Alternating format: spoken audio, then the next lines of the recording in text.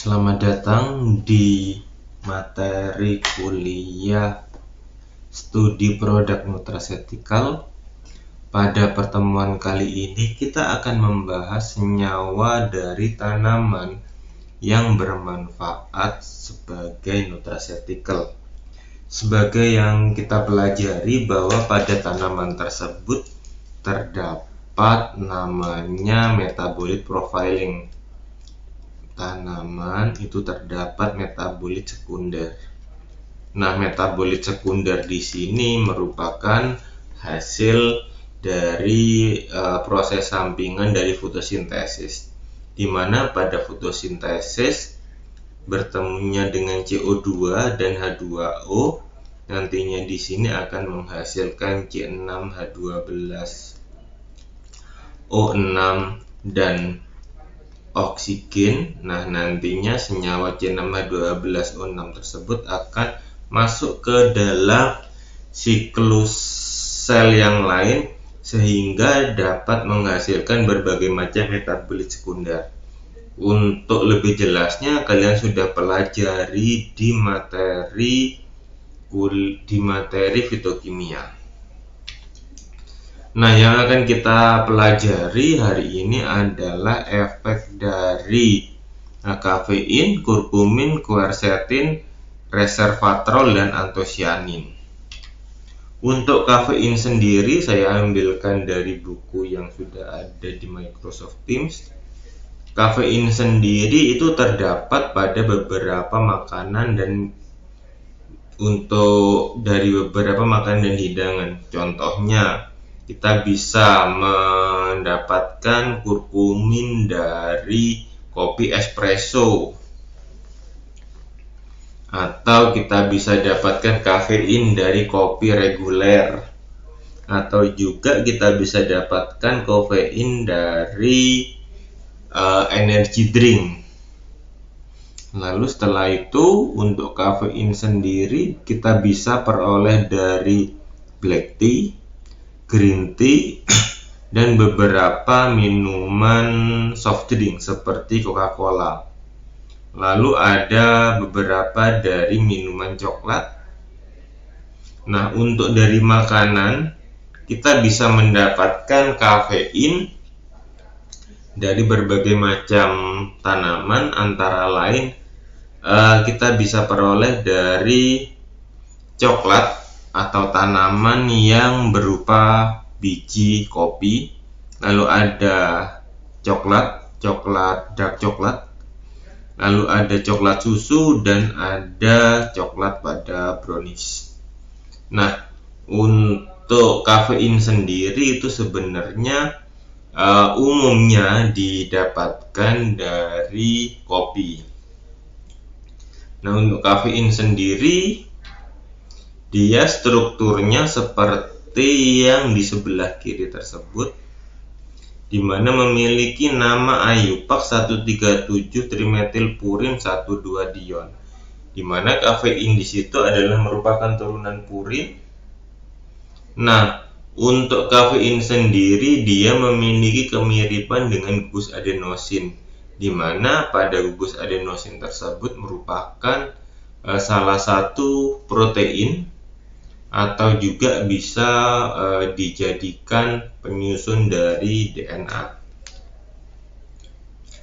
Menurut buku Innovation of Food Technology, untuk kafein sendiri itu bisa untuk berbagai macam kesehatan.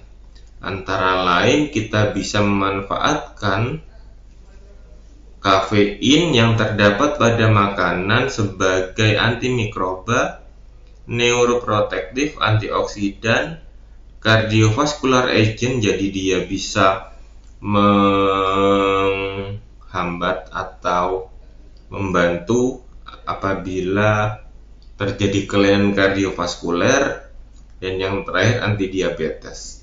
Nah, untuk kafein sendiri kalau misalkan penggunaannya itu masih berupa dalam tahap yang normal, otomatis tidak akan mengganggu pada kesehatan. Tetapi yang jadi masalah apabila kita over dalam mengkonsumsi kafein, itu yang akan menjadikan masalah bagi kesehatan. Untuk selanjutnya adalah kurkumin. Kurkumin yang kita ketahui berasal dari tanaman temulawak dan kunyit. Kalau dari temulawak, kurkuminnya ada dua bentuk, yaitu ada bentuk dimetoksikurkumin dan kurkuminoid. Tetapi pada kunyit kurkuma longa, kurkuminnya ada 3 bentuk, yaitu bentukan kurkuminoid, ada dimetoksikurkumin, dan ada bis-dimetoksikurkumin. Selain itu, untuk kurkumin sendiri ada turunannya yang lain, yaitu ada tetrahidrokurkumin, heksahidrokurkumin, dan oktahidrokurkumin. Nah, semuanya itu bisa dilihat dari panjang rantainya. Nah, selanjutnya untuk kurkumin sendiri itu sudah lama digunakan sebagai untuk mencegah berbagai macam penyakit, antara lain untuk penyakit yang bisa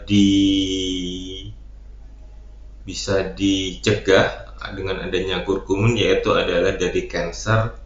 Dari berbagai macam kanker, ada breast cancer, pancreatic cancer, colorectal cancer, lung cancer, head dan neck cancer, biasanya ada di kepala dan ada di leher, ada myeloma.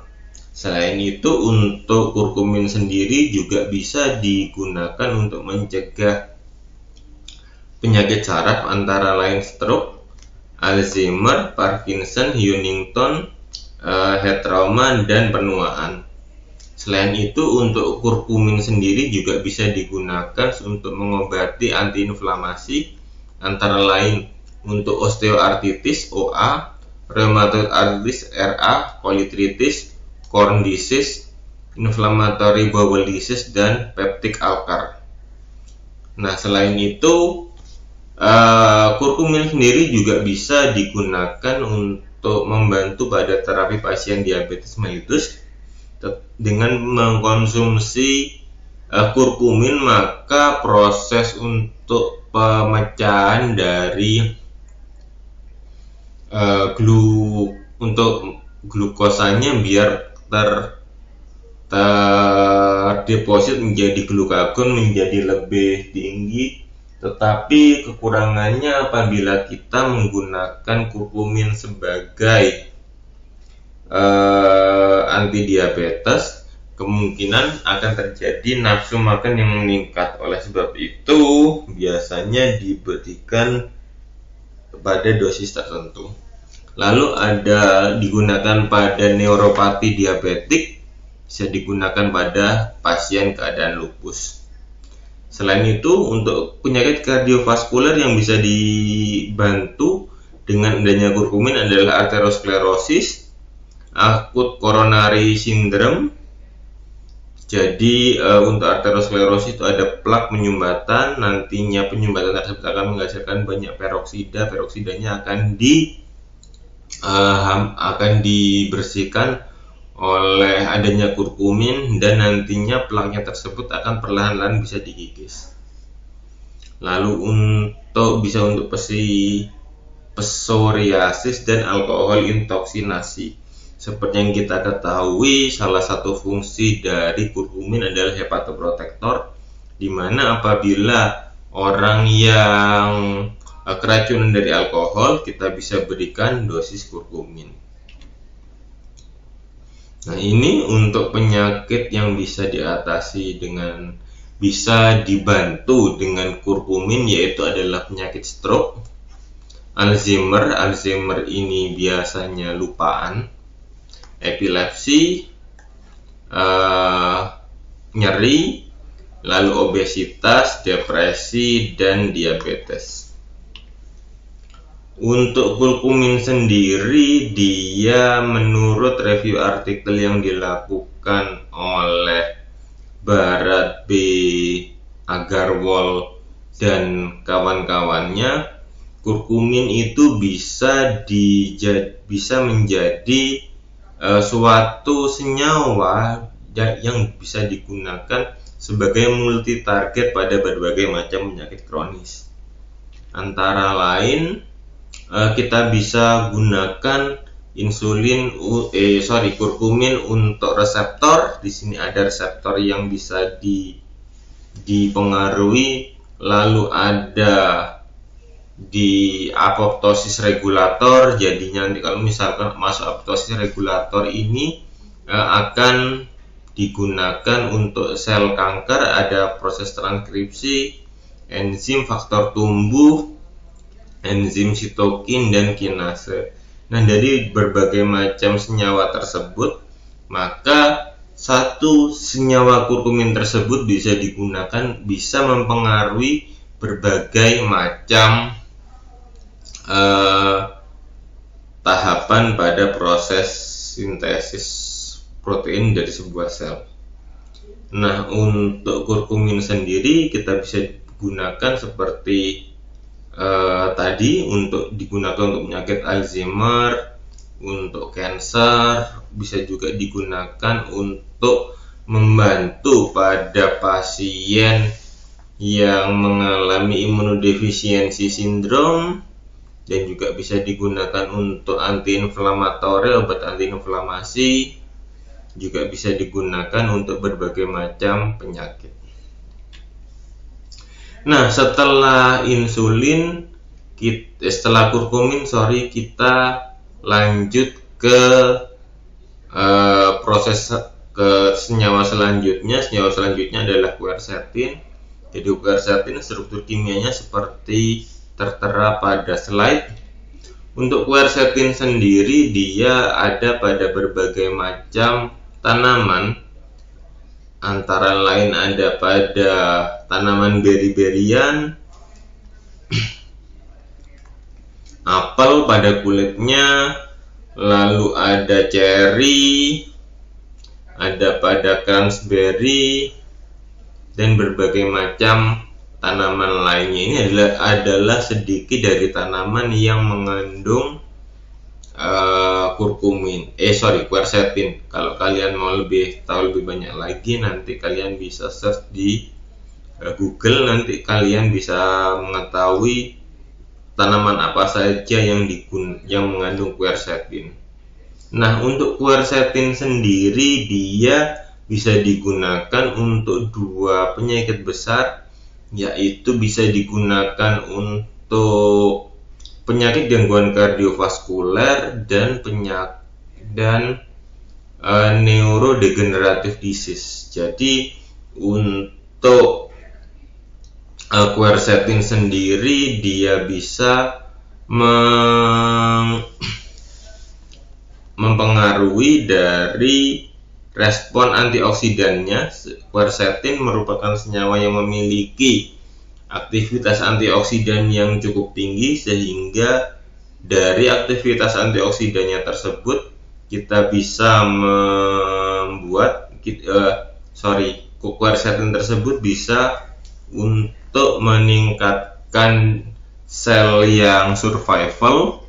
Biasanya ini digunakan pada sel-sel tepi yang dia jumlahnya relatif konstan, terutama untuk sel saraf. Lalu untuk apoptosis ini adalah proses bunuh diri sel, di mana pada saat proses apoptosis,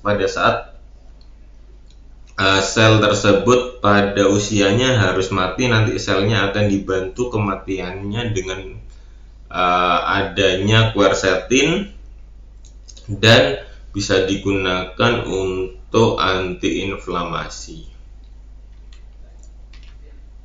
Nah, selanjutnya yang akan kita pelajari adalah senyawa resveratrol.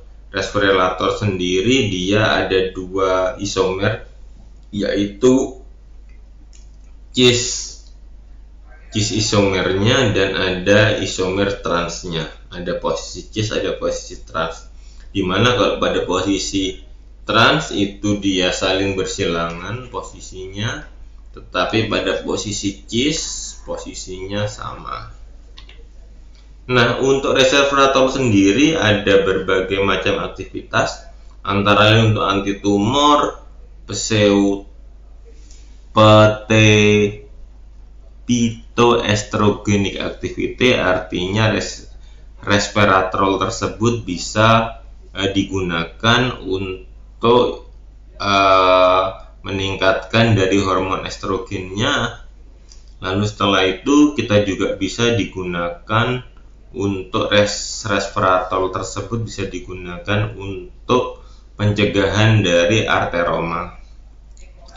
Selain itu, resveratrol sendiri dia juga bisa digunakan untuk aktivitas antivirus. Nah, ini adalah contoh penelitian yang menggunakan resveratrol sebagai antivirus. Jika diketahui pada gambar yang pertama dan gambar yang kedua, pada penggunaan dosis resveratrol yang cukup tinggi, maka DNA dari bakterinya tersebut akan mengalami kematian. Selanjutnya ada antosianin. Antosianin tersebut kita bisa mengetahui tanaman mengandung antosianin apabila tanaman tersebut memiliki warna yang mencolok. Contohnya ubi ungu. Lalu setelah itu ada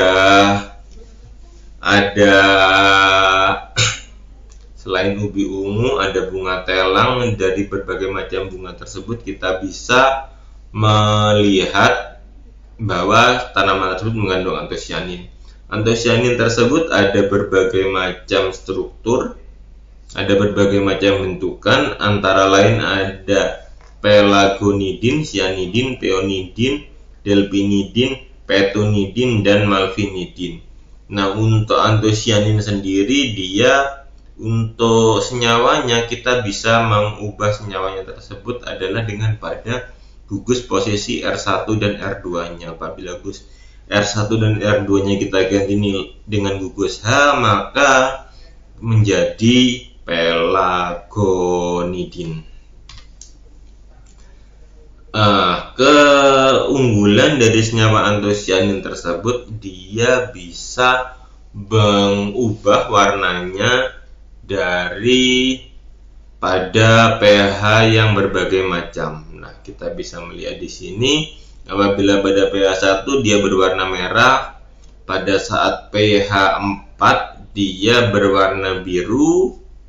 Ini tidak semua antosianin berwarna seperti ini, tetapi ciri khas dari antosianin tersebut dia bisa mengubah strukturnya pada kondisi asam atau basa. Karena itu antosianin juga bersifat amfoter.